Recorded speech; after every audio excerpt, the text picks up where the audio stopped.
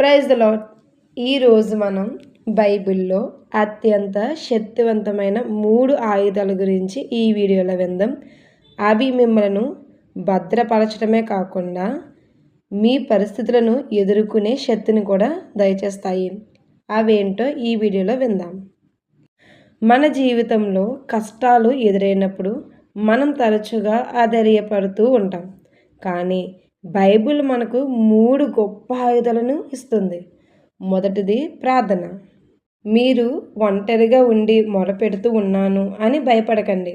మీ ప్రార్థన దేవుని సింహాసనాన్ని కదిలిస్తుంది.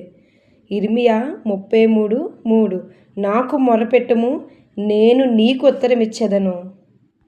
రెండవ మాట ఓపిక. దేవుని సమయం కోసం ఆగడం. ఆలస్యం అవుతుందని నిరాశ చెందకండి. దేవుడు ఇచ్చేది ఎప్పుడూ శ్రేష్టమైనది.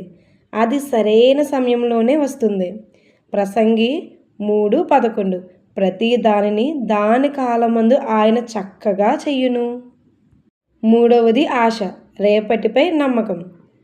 నిన్నటి కష్టాలు నేటితో ముగిసిపోవచ్చు, కానీ దేవుడు ఇచ్చే నిరీక్షణ మిమ్మల్ని రేపటి విజయానికి చేరుస్తుంది. రోమీయులు 12:12 నిరీక్షణ గలవారే సంతోషించుచు ప్రార్థనయందు పట్టుదల కలిగియుండుడి. జీవితంలో మీరు దేనినైనా సాధించాలంటే ఈ 3 విషయాలను మీ దగ్గర ఉండాలి. మొదటిది ప్రార్థన. మీ సమస్య ఏదైనా దేవునికి మొరపెట్టండి, ఆయన ఖచ్చితంగా జవాబిస్తారు. రెండవది ఓపిక. అన్నీ ఇప్పుడే జరగాలని ఆరాటపడకండి.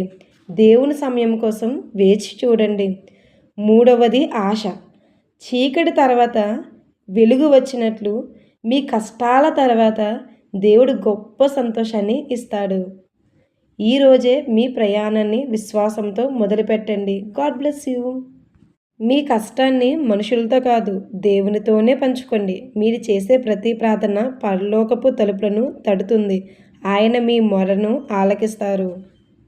ఆయన సమయం కోసం వేచి చూడండి, అది అత్యంత శ్రేష్టమైనది. చీకటి తర్వాత వెలుగు వచ్చినట్లు మీ నిరీక్షణే మిమ్మల్ని రేపటి విజయానికి దారి చూపిస్తుంది. గుర్తుంచుకోండి, మీరు ఒంటరివారు కాదు.